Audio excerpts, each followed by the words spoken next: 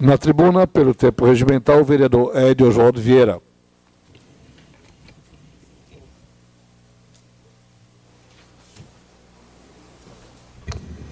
Senhor presidente, senhoras vereadoras, senhores vereadores, munícipes que nos assistem aqui e através da TV Câmara. Senhor presidente, em primeiro lugar, eu quero agradecer as muitas manifestações em relação à minha posição na última sessão, em relação a essa discussão em relação ao SJ, o novo prédio da Prefeitura e tal, que eu me manifestei na última sessão, e quem quiser assistir, reouvir ou ouvir a minha posição, está no meu Twitter e está no vídeo da TV Câmara de São José. Mas hoje, senhor presidente, senhores vereadores, eu queria aproveitar o momento, porque existe hoje no Congresso Nacional, no Senado Federal, uma comissão para criar a reforma política.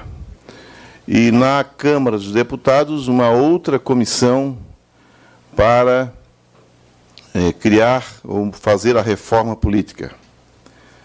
Eu, de há muito, já disse, já falei e expressei a minha opinião de que o Brasil pode ter reforma fiscal, pode ter reforma econômica, pode ter reforma administrativa, pode ter reforma do Código Penal, do Código Civil, da legislação, mas a maior reforma que o nosso Brasil precisa é da reforma política.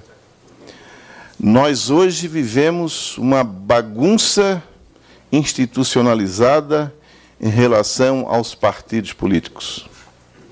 Hoje, quando aqui nesse plenário nós assistimos o vereador do mesmo partido, muitas vezes criticando o colega do mesmo partido, o sinal é de que os partidos não estão adequados a manter os seus candidatos, os seus eleitos. Para quem não sabe, o mandato do político é do partido.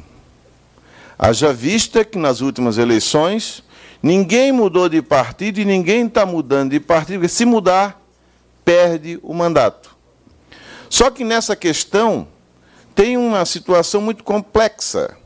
Ainda há pouco, o vereador Antônio Batiste, apresentando 3 emendas ao Código de Ética, e eu quero dizer que eu votei contra, porque já me manifestei nessa casa, que nós não estamos preparados para discutir ainda a ética no Legislativo, e eu me incluí nessa questão, entendi e votei contra por isso, mas foram pertinentes, e o vereador Batiste coloca um artigo da lei orgânica que diz que o vereador é inviolável no seu voto e na sua opinião.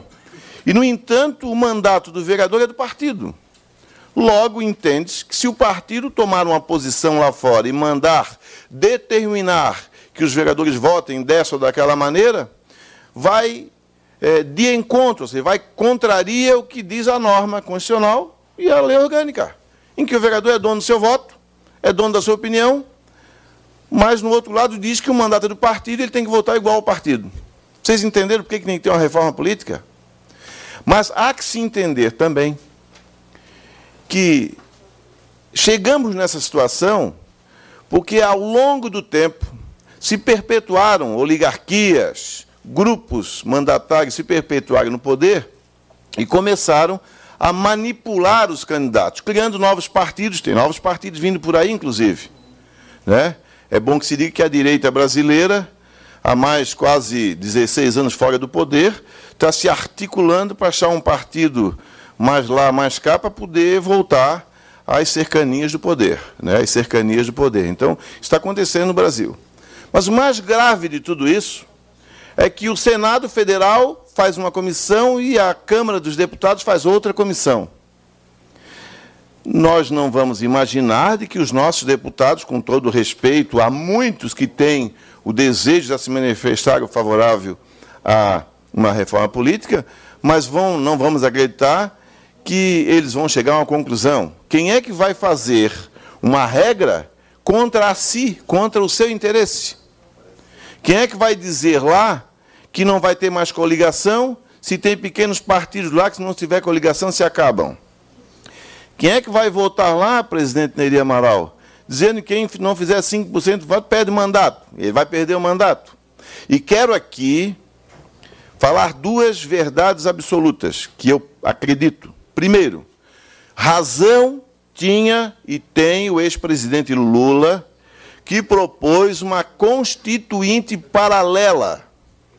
Nós deveríamos, vereador Moacir e vereador Sanderson e vereadora Aline, nós deveríamos eleger um Congresso Nacional exclusivo que ficaria paralelo ao que está hoje lá, durante um ano, discutindo a reforma política. Percebam que esses deputados eleitos, esses senadores eleitos, iriam fazer uma reforma política não para eles, mas para os que estão lá. Quero aqui dizer que quando o presidente Lula, hoje ex-presidente Lula, fez essa colocação, o Congresso Nacional, na sua grande maioria, criticaram o presidente. Mas grandes cientistas políticos, aqueles poucos no Brasil que ainda param para pensar e que estudam o comportamento social da população e da classe política, deram razão ao presidente Lula. Só uma constituinte paralela para fazer aquilo que é mais importante para o Brasil, a reforma política. Hoje, isso é tão grave que todos nós, quem está aqui no plenário é porque gosta de política, todos nós percebemos que quando há uma coligação entre um partido e outro para dar apoio ao governo, o que é que se negocia? Cargos. Não se negocia proposta, não se negocia programa. Há partidos que fazem parte do governo em troca de cargos, de espaço, e depois saem e dizem assim, não fizemos nada, porque não faz nada mesmo.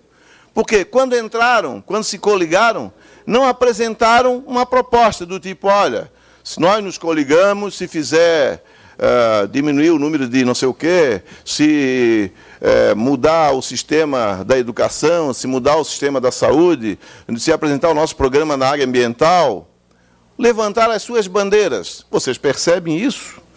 Toda a coligação hoje, no Brasil toda, de cima a baixo, é troca de ministério, troca de secretaria e troca de cargos.